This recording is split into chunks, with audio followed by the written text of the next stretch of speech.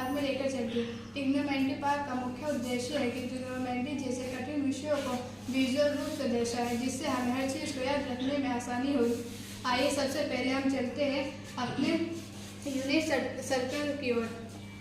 Unit circle का उपयोग हम कोणों के मान ज्ञात करने में होता है। जैसे जैसे हम कोणों को घुमाते जाएंगे, sin cos के मान भी बदलते जाएंगे। साइन 0 डिग्री का मान 0, 30 डिग्री का मान 1/2, 45 डिग्री का मान 1/√2।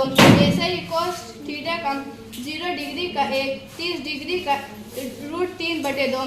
ऐसे ही tan थीटा का 0 डिग्री का 0, 30 डिग्री का 1/√3।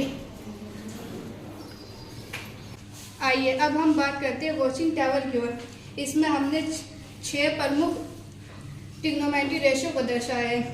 जैसे साइन थीटा इक्वल 1/कोसेक थीटा, कॉस थीटा इक्वल 1/सेक थीटा। अब हमने सीढ़ी का रूप इसलिए लिया है क्योंकि हम एक की सहायता से दूसरी तक आसानी से पहुंच सकते हैं। अब हम बात करेंगे ट्रिग्नोमेट्री फॉर्मूलास की। मान लीजिए कोई बच्चा सीढ़ी चढ़ रहा है और वो जितना ऊंचा चढ़ेगा वो होगा उसका लंब और वो नीचे झुका हुआ भाग होगा उसका कर्ण। इसे साइन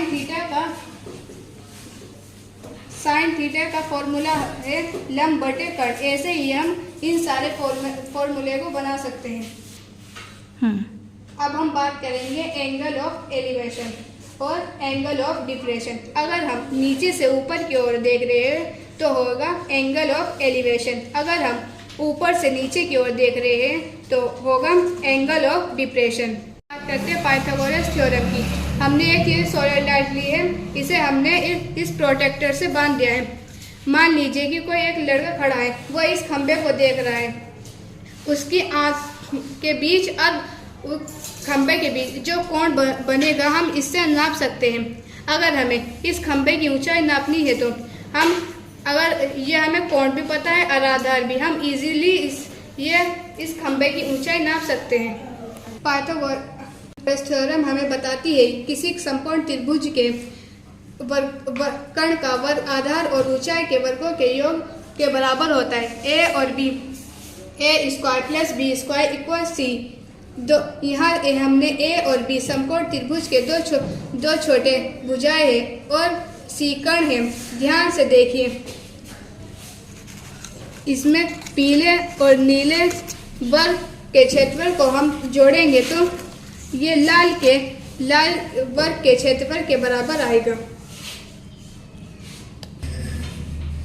ये हमने सर्किट के पार्ट को दिखाने के लिए बनाया है, जैसे सेंटर, रेडियस, डायमीटर, सीमा आदि।